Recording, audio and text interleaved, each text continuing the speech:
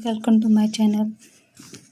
अभी तक के वीडियो में आपने मोहनजोदड़ो, कालीबंगा, लोथल के बारे में पढ़ा था। आज चलिए जानते हैं धौलावीरा के बारे में। धौलावीरा भारत के गुजरात राज्य में स्थित है। धौलावीरा के पास कच्छ का रण के पास ही सुदकोटा और देसलपुर नामक स्थल है। धौलावीरा जो है मनहर और मानसर नदियों के पास है। मनहर और मानसहरा या मानसर नदियों के पास है।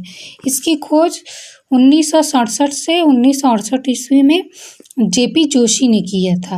यानी इस धौलावीरा की खोज 1961 से 1968 में जेपी जोशी ने किया था। उत्खनन धौलावीरा का उत्खनन 1991 में आर.एस. बिष्ट ने कराया था। यानी धौलावीरा का खोज जेपी जोशी ने 1967 से 1968 ईस्वी में किया था और इसका उत्खनन 1991 में आर.एस. बिष्ट ने कराया था।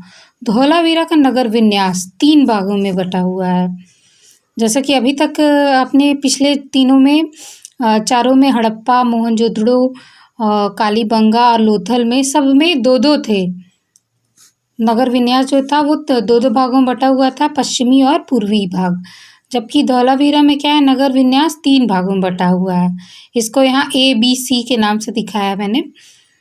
पहला जो है वो निचला क्षेत्र, यानी ऊपर वाला जो है ये निचला क्षेत्र हो गया, ये मध्य क्षेत्र हो गया बीच वाला, और ये दुर्ग क्षेत्र। निचला क्षेत्र क्या था, वहाँ आम जनता रहती थी, और दुर्ग क्षेत्र जहाँ पे राजा या उच्च वर्ग के लोग रहते हैं। यहाँ पे कोई भी रक्षा प्राचीर नहीं है। और धौलावीरा के क्या क्या साक्ष्य मिले, चलिए अब जानते हैं धौलावीरा क्या क्या साक्ष्य मिले। सफ़ेद पाषाण पर अभिलेख का साक्ष्य मिला है। यानी सफ़ेद पाषाण यानी सफ़ेद पत्थर पर अभिलेख लिखा हुआ है, उसका साक्ष्य मिला है। फिर जल संरक्षण का साक्ष्य भी मिला है।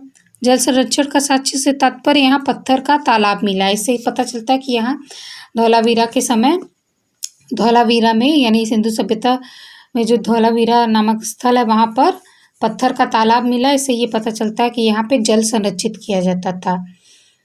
जूनी कुरान स्टेडियम का साक्ष्य भी धौलावीरा से मिला है। सुनामी का भी साक्ष्य मिला है, जैसे कि 2004 में सुनामी आया था, वही सुनामी का साक्ष्य भी धौलावीरा में मिला है। क्योंकि ये क्या है, ये कच्छ का रण, ये क्षेत्र क्या गुजरात राज्य में है और ये खंभात की खाड़ी के पास पड़ता है और उसके बाद अरब सागर, तो यानी समुद्र के पास ये जगह है। तो यहाँ पे सुनामी का भी साक्ष्य मिला है। 2 नदियों मानसर और मनेहर या मानसहरा भी कह सकते हैं या मानसर भी कहते, कहीं कहीं मानसहरा लिखा रहेगा, कहीं कहीं मानसर लिखा रहेगा। दोनों सही है, जैसा भी ऑप्शन में दिया रहे उस हिसाब से आप आंसर लगा सकते हैं। 2 नदियों के बीच में था, यानी धौलावीरा क्या है, मानसहरा और मनहर नदी के बीच था, इसलिए इसका पतन नदियों के सूख जाने से हुआ। यानी ये जो था 2 नदियों के बीच, यानी एक तरफ नदी और दूसरी तरफ भी नदी, यानी दाएं तरफ भी नदी और बाएं तरफ भी नदी, तो इसके बीच था ये जगह स्थल, और इसका पतन नदियों के सूख जाने से हुआ था। क्योंकि अगर नदियाँ सूख गई होंगी तो वहाँ पे जल की आपूर्ति नहीं हो पाती होगी, इसलिए इसका पतन नदियों के सूखने से हुआ था। अब चलिए जानते हैं बनावली के बारे में, और एक छोटा सा और ट्रिक जान लेंगे याद करने के लिए कि ये मिट्टी की बनी मूर्ति कहाँ कहाँ से मिली है। ह से हड़प्पा, म से मोहनजोदड़ो और च से चहुंदड़ो, ये तीनों जगह क्या है, पाकिस्तान में है, और यहाँ पे मिट्टी की बनी हुई मूर्ति मिली है। चलिए बनावली के बारे में जानते हैं, ये कहाँ है। धौलावीरा और बनावली ये भारत में ही है। बनावली और लोथल जैसा पिछली बार पढ़ा था, लोथल, कालीबंगा, धौलावीरा, बनावली, ये सब कहाँ है, भारत में है। जबकि मोहनजोदड़ो और हड़प्पा भारत में नहीं था, वो पाकिस्तान में था। बनावली हरियाणा के हिसार जिले में, यानी बनावली स्थल जो है वो हरियाणा के हिसार जिले में है। इसकी भी खोज आर.एस. बिष्ट ने किया और इसका उत्खनन भी RS बिष्ट ने ही किया। बनावली में ही मिट्टी का बना हुआ हल प्राप्त हुआ। जैसे अब क्या होते हैं हल, लोहे के होते हैं, उस समय क्या था, मिट्टी का बना हुआ हल मिला था। मकानों पर मिट्टी का लेप होता था। जैसे मकानों पे इस समय सीमेंट और बालू का मिश्रण लगाया जाता है और उसको पक्का किया जाता है। उस समय क्या था, मकानों पे मिट्टी का लेप लगा हुआ मिला। मिट्टी की बनी हुई मातृ देवी की मूर्ति भी बनावली से ही मिली। भारत में एकमात्र स्थल ऐसा है जहाँ पे मिट्टी की बनी हुई मूर्ति मिली। बाकी तीनों क्या है ऊपर, वो तीनों पाकिस्तान में था, हड़प्पा, मोहनजोदड़ो और चहुंदड़ो। वहाँ पे भी मिट्टी की बनी हुई मूर्ति मिली, लेकिन वो क्या था, वो भारत में नहीं, वो पाकिस्तान में। जबकि भारत में बनावली एकमात्र स्थल ऐसा है जहाँ पे मिट्टी की बनी हुई मातृ देवी की मूर्ति मिली। बैलगाड़ी के पहिए का निशान और दोनों पहिए के बीच की दूरी आज के बैलगाड़ी के पहिए के बीच की दूरी की ही तरह थी। यानी उस समय के जो बैलगाड़ी के पहिए की बीच की दूरी थी दोनों की, जैसे ऐसे रहता है, यहाँ एक हो गया और कुछ दूरी पे दूसरा, तो जैसे इस समय रहता है बैलगाड़ी में, वैसे ही उस समय भी बैलगाड़ी, यानी उसके निशान से पता चला कि उसकी दूरी उतनी ही रही होगी। मान लीजिए दोनों के बीच की दूरी लगभग 1 मीटर रहती होगी या 1 मीटर से कम की, तो उतनी ही उस समय भी थी दोनों पहियों के बीच की दूरी। चलिए अब जानते हैं चहुंदड़ों के बारे में।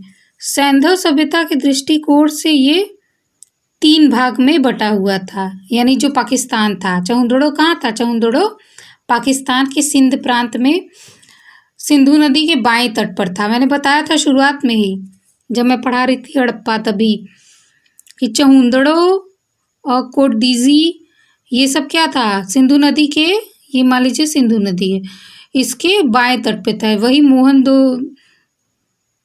मोहनजोदड़ो और आमरी जो था वो दाएं तट पे है। तो चहुंदड़ो जो है वो पाकिस्तान के सिंध प्रांत में सिंध नदी के बाएं तट पर चहुंदड़ो है। ये देखिए यहाँ भी मैंने लिखा हुआ है, यहाँ पे है पंजाब प्रांत है पहले पाकिस्तान में, फिर सिंध प्रांत, सिंध में ही है कोटडीजी, चहुंदड़ो बाएं तट पे सिंधु नदी के, और दाएं तट पे मोहनजोदड़ो और आमरी। यहाँ पे देखिए मैंने मतलब सिंबल भी दे दिया है कि पूरा नाम यहाँ नहीं लिखा पाएगा, तो इसे एम से मोहनजोदड़ो, ए से आमरी और के से कोटडीजी, सी से चहुंदड़ो। मोहनजोदड़ो आमरी सिंध नदी के दाहिने तट पे और कोटडीजी और चहुंदड़ो बाएं तट पर। यहाँ पे नगर में कोई भी रक्षा प्राचीर नहीं था, ये उजड़ा चमन की तरह था। यानी यहाँ कोई भी नगर विन्यास यहाँ का क्या था, सिंह मतलब एक ही था नगर, और यहाँ पे कोई भी रक्षा प्राचीर नहीं था। चहुंदड़ो से काजल, लिपस्टिक, पाउडर का साक्ष्य मिला है और मनके बनाने का कारखाना, मनका एक तरह से मोती होता है जिससे आभूषण बनाए जाते थे, उसका साक्ष्य मिला। और काजल, लिपस्टिक और पाउडर का भी साक्ष्य चहुंदड़ो से ही मिला है। ईंट का साक्ष्य, चलिए जानते हैं सबसे बड़े ईंट का भी साक्ष्य, मतलब सबसे बड़ी ईंट का साक्ष्य कहाँ से मिला है, पूरे सैंधव सभ्यता की बात हो रही, मोहनजोदड़ो से। मैंने मोहनजोदड़ो में बताया है सबसे बड़ी ईंट का साक्ष्य कहाँ से मिला। कच्ची ईंट के घर में, मतलब कच्ची ईंट का घर में प्रयोग कालीबंगा से। जहाँ कच्ची का बात आ जाएगा तो कालीबंगा ही आएगा कि कच्ची ईंट का प्रयोग कहाँ हुआ था, सबसे पहले कालीबंगा में ही हुआ था।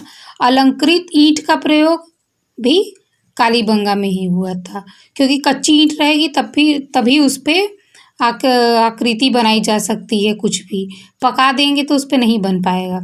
वर्गाकार ईंट का प्रयोग चहुंदड़ो से हुआ, यानी चहुंदड़ो में वर्गाकार ईंट का प्रयोग हुआ था इस तरह का, जबकि आपकी ईंट क्या होती है, आयताकार होती है, और ये यहाँ पे चहुंदड़ो में वर्गाकार ईंट का प्रयोग हुआ था। सिंधु सभ्यता में शवों को दफनाने की प्रणाली को ही कहते थे शवाधान प्रणाली। चलिए अब जानते हैं शवाधान प्रणाली के बारे में। आंशिक शवाधान, पूर्ण शवाधान और उत्तर शवाधान, 3 प्रणालियाँ थी, मतलब 3 तरह से दफनाया जाता था, आंशिक शवाधान, पूर्ण शवाधान और उत्तर शवाधान। आंशिक शवाधान क्या है, मृत शरीर को जंगल या कहीं बाहर फेंक दिया गया।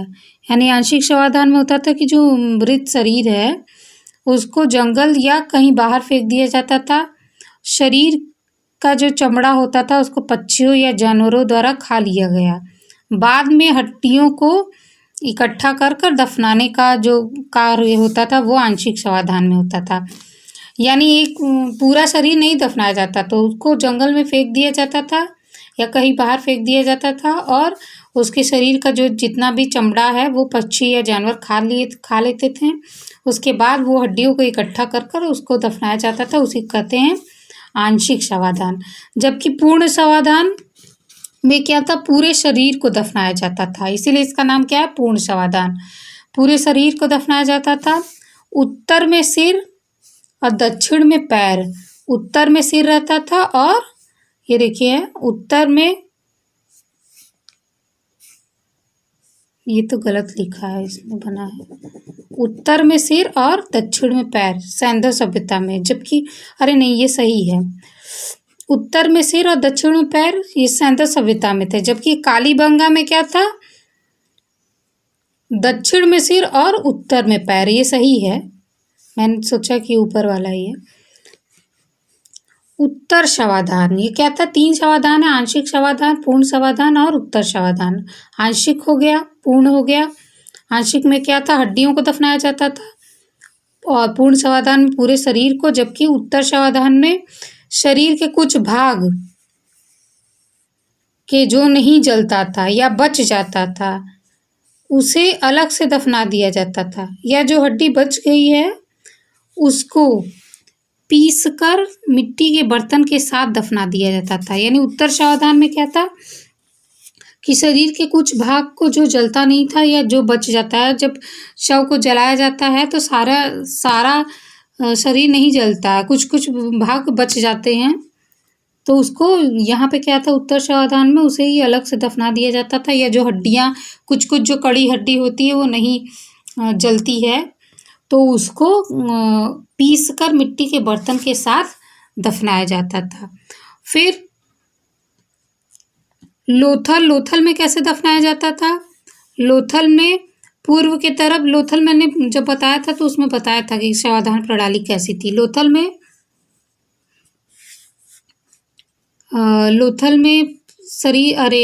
में सिर पूर्व की तरफ रहता था और पश्चिम की तरफ पैर, इस तरह से मतलब दफनाया जाता था। वही रोपड़ में पश्चिम की तरफ सिर रहता था और पूर्व की तरफ पैर रहता था। चलिए शवाधान के बाद अब जानते हैं सैंधव सभ्यता का पतन कैसे हुआ। सैंधव सभ्यता का पतन 4 कारणों से माना जाता है। बाढ़ से पतन, आर्य आक्रमण से पतन और नदियों के मार्ग में परिवर्तन के कारण पतन, जलवायु परिवर्तन के कारण पतन और मलेरिया नामक रोग के कारण पतन। चलिए जानते हैं बाढ़ से पतन। कुछ मतलब विद्वानों का मानना है कि बाढ़ से पतन हुआ था। मार्शल एवं मैके मानते हैं कि सैंधव सभ्यता का पतन किससे हुआ, बाढ़ से पतन हुआ। यानी जो सैंधव सभ्यता थी उस समय बाढ़ आ गया होगा और सैंधव सभ्यता का पतन हो गया। कुछ विद्वान मानते हैं कि सैंधव सभ्यता का पतन आर्य आक्रमण से हुआ था। गार्डन चाइल्ड, मार्टिमर व्हीलर मानते हैं कि आर्यों के आक्रमण से सैंधव सभ्यता का पतन हुआ। जबकि कुछ विद्वान मानते हैं कि नदियों के मार्ग में परिवर्तन के कारण, यानी नदियाँ अपना मार्ग बदल दी, यानी जिधर से पहले बहती थी उधर के अलावा दूसरे तरफ बहने लगी। डेल्स और माधव स्वरूप वत्स मानते हैं कि सैंधव सभ्यता का पतन नदियों के मार्ग में परिवर्तन के कारण हुआ। जबकि अमलानंद घोष व ऑरेल स्टाइन मानते हैं, ये 9 है, ऑरेल स्टाइन मानते हैं कि जलवायु परिवर्तन के कारण सैंधव सभ्यता का पतन हुआ। जबकि कैनेडी जो है वो मानते हैं कि सैंधव सभ्यता का पतन किससे हुआ, मलेरिया से हुआ। चलिए आज सैंधव सभ्यता समाप्त होता है। जो पॉइंट छूट गए होंगे उनसे रिलेटेड मैं आपके सामने मतलब प्रैक्टिस करवा दूंगी, उसमें वो क्वेश्चन कवर हो जाएगा जो पॉइंट छूट गया हुआ है। वैसे इतना इनफ है, या जो छूट गया होगा उनको मैं क्वेश्चन जब करवाऊंगी तब उसमें कवर कर लूँगी। वीडियो को लाइक भी किया कीजिए, जितने लोग देखते हैं वीडियो को ज़्यादा से ज़्यादा लाइक कीजिए। लाइक करने से वीडियो यूट्यूब पे शो होता है, तभी ना लोग ज़्यादा देख पाएंगे और इसका लाभ ले पाएंगे। और वीडियो को लाइक भी कीजिए, कमेंट भी कीजिए और अपने फ्रेंड्स के साथ शेयर कीजिए और अपने इस बहन को ढेर सारा प्यार दीजिए, ताकि मेरे चैनल पे व्यू ज़्यादा बढ़ें और सब्सक्राइबर बढ़ें। तो लाइक कीजिए, शेयर कीजिए और सब्सक्राइब कीजिए। Thank you.